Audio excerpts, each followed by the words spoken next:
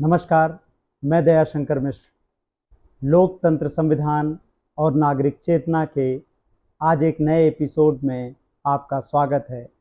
आगे बढ़ने से पहले हम आपसे अनुरोध करना चाहेंगे कि आप हमारे चैनल को सब्सक्राइब कीजिए, चैनल की मेंबरशिप लीजिए और हमारा आर्थिक सहयोग कीजिए। आपके साथ के बिना इस सफ़र को बनाए रखना बेहद मुश्किल है।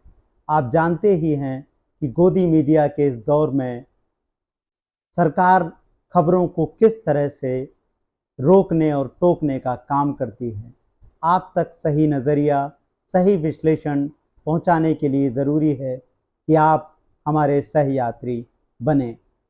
आज का एपिसोड मध्य प्रदेश में बैगा जनजाति पर केंद्रित है।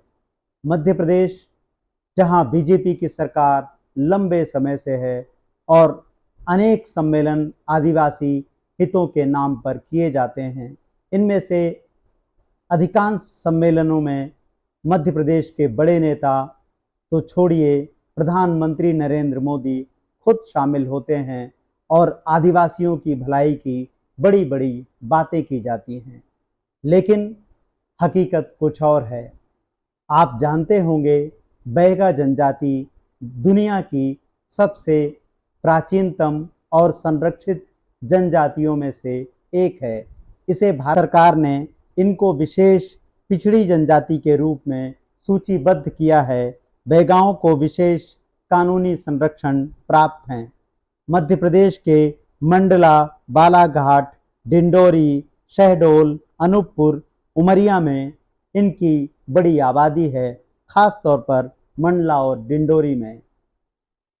अब सबसे बड़ी बात यह है कि मध्य प्रदेश एक ऐसा राज्य जहां लगातार आदिवासी हितों की बात कागज़ों पर दौड़ती रहती है। नेताओं के बयानों में 24 घंटे सुर्खियों में रहती है। ऐसे राज्य में इतना बड़ा घोटाला सामने आया है जो बताता है कि किस तरह से नागरिक हितों के नाम पर लूट जारी है। भारत एक लूट प्रधान देश बनता जा रहा है, जहां गरीब के नाम पर गरीब से लगातार छल किए जा रहे हैं। दैनिक भास्कर की इस खबर को ध्यान से देखिए।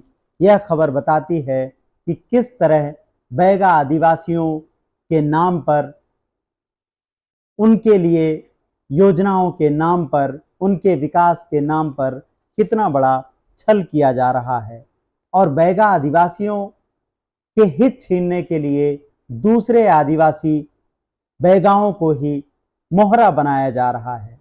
आपके लिए जानना जरूरी है कि आदिवासी गांव में नियमानुसार अधिसूचित आदिवासी क्षेत्रों में जमीनों की खरीद फरोख्त बिना कलेक्टर के अनुमति के नहीं हो सकती है। इसलिए आदिवासियों को ही मोहरा बनाकर यह पूरा एक ऐसा भ्रष्टाचार रचा गया जो बताता है कि किस तरह से पूरी व्यवस्था लूट में शामिल है। दैनिक भास्कर लिखता है, डिंडोरी जिले की बजाक तहसील में गांव पिपरिया मॉल और बघरेली सानी में बॉक्साइट खनिज की बहुलता है। यहां सिर्फ 4 आदिवासियों के नाम पर संरक्षित बैगा आदिवासियों की 1200 एकड़ से ज्यादा जमीन खरीद ली गई। रोचक बात यह है कि चारों आदिवासी कागजों में तो 1200 एकड़ जमीन के मालिक हैं, लेकिन हकीकत में सभी बीपीएल सूची में हैं, मुफ्त राशन ले रहे हैं, मनरेगा में मजदूरी कर रहे हैं और झोपड़ी में रहते हैं। आप ध्यान दीजिए, 1200 एकड़ की जमीन 4 आदिवासियों ने मिलकर खरीदी है। बैगा आदिवासी जिलों में एक नियम है कि आदिवासी ही दूसरे आदिवासी की जमीन खरीद सकता है। इसलिए भूमाफिया, माफिया और खनन करने वाली कंपनियां इस तरह का पूरा खेल रचती हैं। सबसे बड़ा सवाल यह है कि यह 4 आदिवासी जो 1200 एकड़ की जमीनों के मालिक हैं, उनके पास इतनी रकम कैसे आई? आखिर इस बात की जांच होनी चाहिए। यह पूरा मामला ही सामने तब आया जब इन जमीनों की नीलामी हो रही थी और पाया गया कि 4 आदिवासियों ने ही मिलकर 1200 एकड़ की जमीन खरीदी है। आइए एक एक करके समझते हैं कि कैसे यह 4 आदिवासी चुने गए जिनके खाते में उनके आजीविका के लिए मामूली रकम तक नहीं है, रहने के लिए घर नहीं है, बर्तन नहीं है, लेकिन उनके पास सैकड़ों एकड़ की जमीन के कागज हैं। सबसे पहले बात विजय राघवगढ़ कटनी के नत्थू कोल की। पूरा परिवार बीपीएल की सूची में है। बीपीएल यानी वह परिवार जो गरीबी रेखा से नीचे जीवन यापन करते हैं। राशन कार्ड से गेहूं, चावल, नमक जैसी चीजें ले रहे हैं और कागजों में, दस्तावेजों में 565 एकड़ के मालिक हैं। नत्थू कोल के नाम कुल 565 एकड़ जमीन दर्ज है। डिंडोरी में ही 400 एकड़ बॉक्साइट वाली जमीन दर्ज है। इनके पास जबलपुर में 90 और उमरिया में 60 एकड़ जमीन है। इतना ही नहीं, बांधवगढ़ में इनके नाम पर एक रिजॉर्ट भी है। अब आप जरा सोच कर देखिए कि किस तरह से भूमाफिया ने और खनन करने वाली कंपनियों ने मिलकर यह खेल रचा है। इनके नाम पर जमीन खरीद ली, उसका मालिक कोई दूसरा आदिवासी और उसका मुनाफा लेता कोई और पूंजीपति। केवल अकेले नहीं है नत्थू। दूसरा मामला आया है रघुराज गोंड का।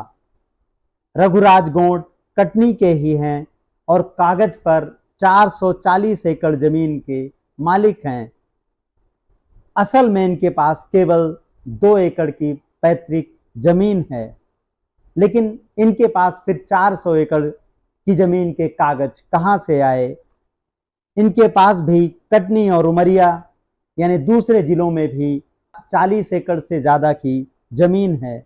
हकीकत में इनके पास केवल 2 एकड़ की जमीन है और पीएम आवास योजना से मिले मकान में रहते हैं और बमुश्किल जीवन यापन करते हैं। सरकारी राशन की दुकान से राशन, केरोसिन और अनाज लेते हैं। डीएम ने जैसे ही इनको यह नोटिस जारी किया, उसके बाद से पूरा परिवार सदमे में है। उसको नहीं पता कि कैसे उसके नाम पर करोड़ों रुपए की जमीन खरीदी और बेची जा रही है और उस गरीब को इसकी कोई जानकारी ही नहीं। आपको बरसों पहले आई एक फिल्म पीपली लाइव याद होगी। पीपली लाइव में इसी तरह कैसे कैसे खेल किए जाते थे। उसमें एक रूपक था हैंडपंप का, उसके अलॉटमेंट का। और अब आप अगर इन चारों किरदारों को देखेंगे तो आपको एक बार फिर उस पीपली लाइव के नत्था की याद आ जाएगी, जिसकी कहानी नत्थू कोल से बिल्कुल मिलती जुलती है। तीसरा मामला भी कटनी के राकेश गोंड का है। इनके पास भी, इनके नाम पर भी करोड़ों की जमीन खरीदी गई और पत्नी के खाते में मनरेगा की मजदूरी है। इनके पास पैतृक रूप से केवल 3 एकड़ की जमीन थी। अब इनके नाम पर अलग अलग जगहों पर सैकड़ों एकड़ की जमीन है, जबकि इनके खातों में कुल 1200 और 817 रुपए ही जमा हुए हैं। फिर सवाल यह उठता है कि इनके पास इतनी जमीन, इनके कागजों में इतनी जमीन कहां से आई?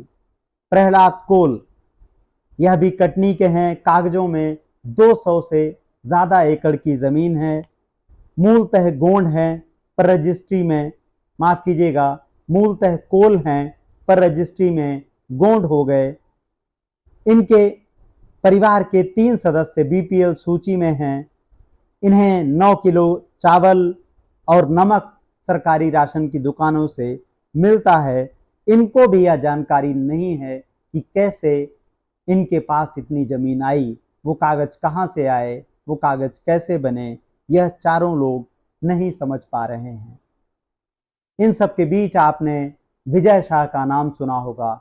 वही विजय शाह जो मध्य प्रदेश सरकार के लाडले मंत्री हैं और किस तरह से उन्होंने देश का मान बढ़ाने वाली कर्नल सोफिया कुरैशी के खिलाफ टिप्पणी की थी, उनका बयान आया है कि बैगा आदिवासियों से अन्याय नहीं होने देंगे। खुद अपनी सरकार है और विजय शाह को बचाया ही आदिवासी नेता के नाम पर गया है। उनके विज्ञापन चल रहे हैं, सोशल मीडिया में कैंपेन चल रहे हैं। वह विजय शाह अपनी ही सरकार के भ्रष्टाचार पर खुलकर नहीं बोल सकते हैं। जब उनकी अपनी सरकार है और आदिवासियों के साथ इस तरह का अन्याय हो रहा है तो वह कहाँ हैं?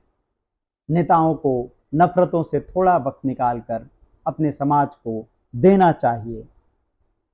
आप देखें, यह पूरा मामला बताता है कि किस तरह सरकार व्यवस्था सब लूट के खेल में शामिल हैं।